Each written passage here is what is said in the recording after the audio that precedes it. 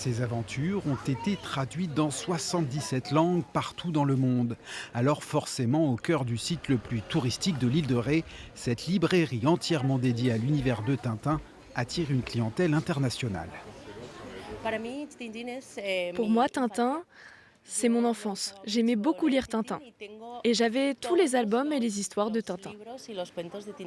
Il semble qu'il est très populaire ici. J'aimerais qu'il soit plus connu aux États-Unis.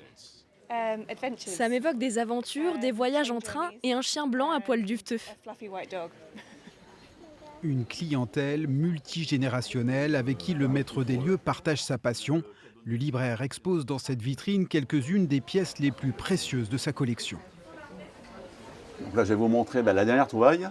Et la grande surprise quand j'ai trouvé ce disque, c'est que la pochette a été dédicacée par Hergé.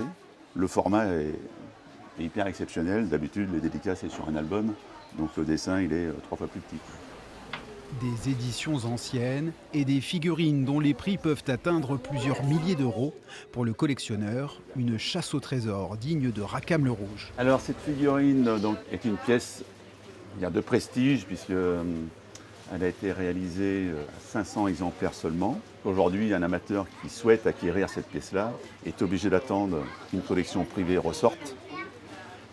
Et c'est plus que rare, évidemment. Pour preuve, celle-ci qu'on vient de récupérer d'une collection est restée à vendre 72 heures. Des pièces rares que viennent admirer en haute saison près de 1000 visiteurs par jour. Ils repartent avec des anecdotes 100% locales.